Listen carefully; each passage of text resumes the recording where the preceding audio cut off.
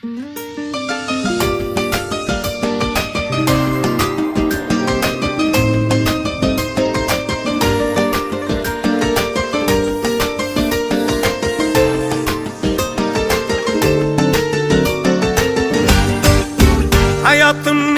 naqshisan do'st, sen hammadan yaxshisan do'st.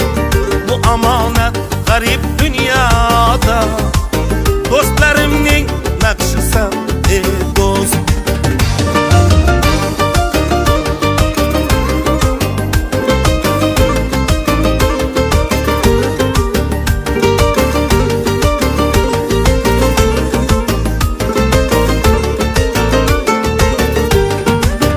Sen beni suyanchim halimsan, muhtoj olsam qo'lda borimsan, xasta bo'lsam malham dorimsan. Sen meni yo'q borimsan do'st.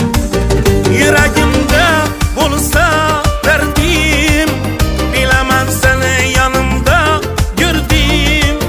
Bu zulmli hayotda ne aybim, yanımda bol her zaman dost.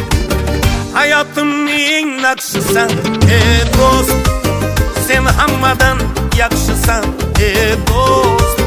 Bu omonat g'arib dunyoda, do'stlarimning naqshisan dost.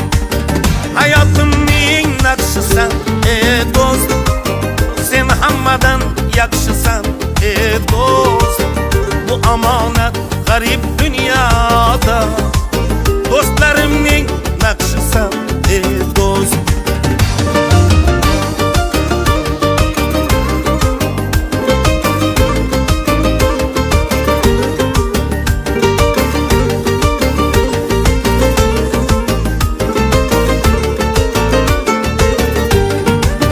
Bardoshim tog'dayin, iqbolim o'zing, jo'ralar ichida sardori o'zing.